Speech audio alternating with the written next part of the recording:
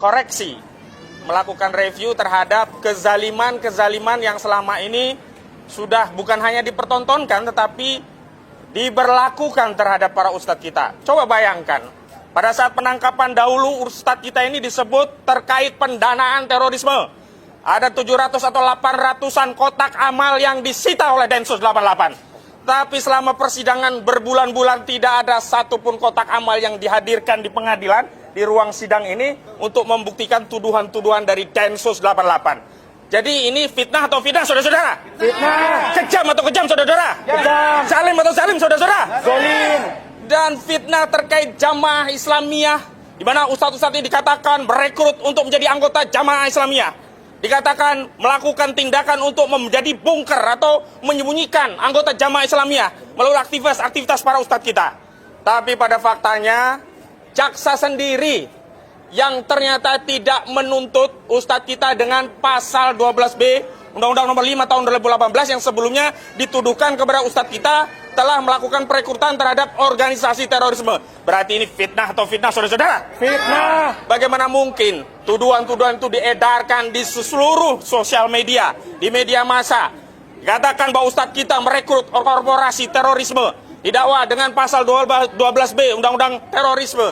Tetapi di persidangan tidak juga terbukti ustadz-ustadz kita itu ya melakukan perekrutan untuk korporasi terorisme.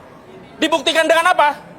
Dibuktikan dengan tuntutan dari jaksa yang tidak pernah menuntut ustadz kita ketiganya dengan pasal 12B Undang-Undang terorisme. Takbir.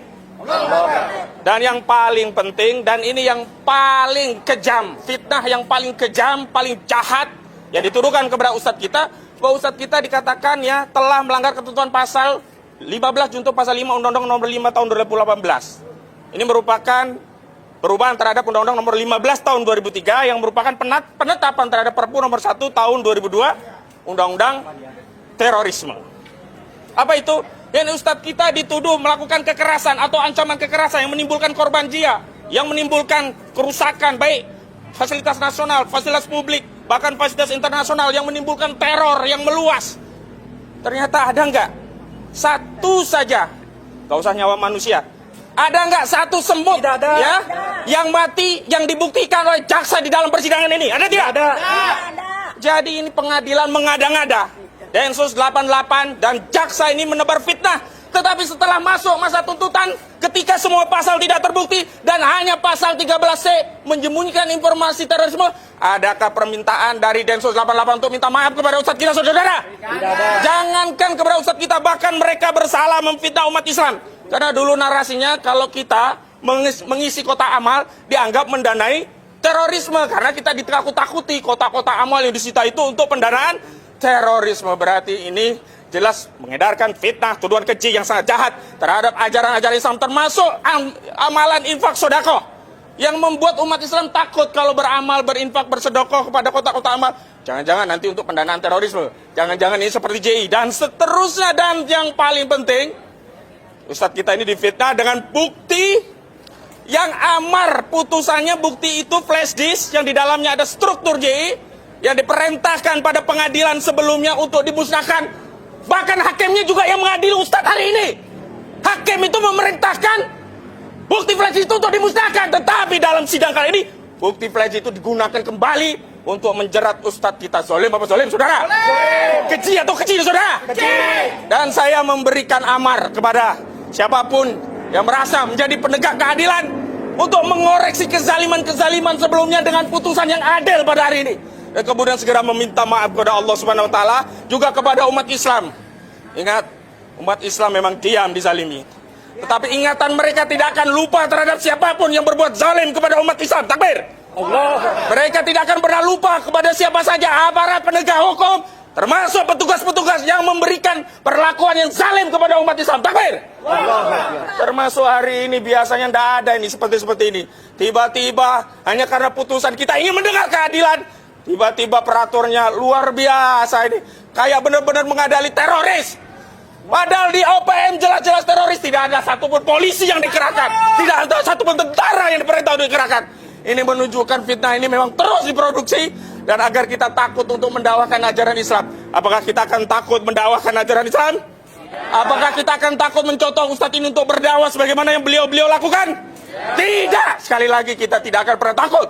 Kita akan terus mendakwakan Islam. Dan sekali lagi, pokok materi yang dijadikan bahasan dalam dakwahan juga tuntutan itu bukan peristiwa pembunuhan, bukan peristiwa memanah dari jarak dekat seperti yang terjadi di OPM, bukan peristiwa membacok, bukan peristiwa menendang, bukan peristiwa menampar, tapi peristiwa apa? Peristiwa dakwah, ceramah. Ini adalah amar ma'ruf nahi munkar, padahal Allah Subhanahu wa taala sudah berfirman, wa man asanu qawlan mimman da'a ila Allah wa 'amilan sholihan wa qala innani minal muslimin. Dan siapakah yang lebih baik perkataannya daripada orang-orang yang mengatakan, yang menyeru kepada agama Allah dan mereka mengatakan kami berserah diri. Dan hari ini dalam persidangan ini kita berserah diri kepada Allah. Kita meminta keputusan dari Allah. Dan kita catat kalau ada kezaliman siapapun pasti akan mendapatkan kezaliman. Tidak menunggu di akhirat, di dunia pun Allah akan segerakan kezaliman itu akan mendapatkan balasannya. Takbir.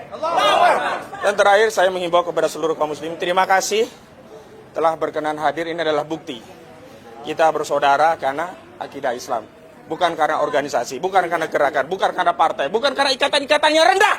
Kita hadir di sini terikat dengan akidah La ilaha illallah Muhammadur Rasulullah yang menyebabkan kita datang untuk bisa menghadiri dan memberikan pembelaan kepada ustadz kita. Mudah-mudahan semua amal ini niat ridho cari Allah, mencari ridho Allah dan dicatat sebagai amal yang pahalanya karena akan memperberat timbangan amal kelak kita di yaumul akhir. Ingat, kehidupan kita sesungguhnya adalah kehidupan yang nanti.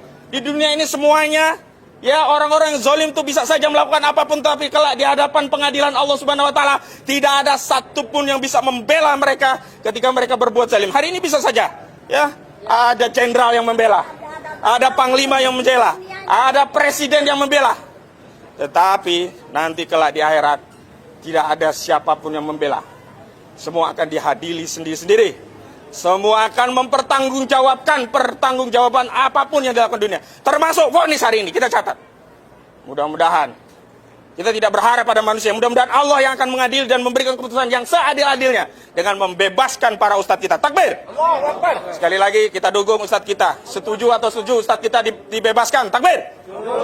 Jadi inilah wujud pembelaan kita. Dan terima kasih. Mudah-mudahan kita tidak pernah merasa capek, lelah, lemah.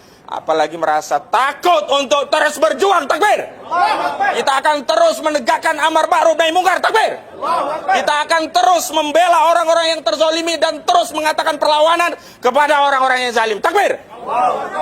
Dan ini ada ibu keluarga dari para ustadz mungkin berkenan untuk menyampaikan harapan sebelum vonis dibacakan. Terima kasih.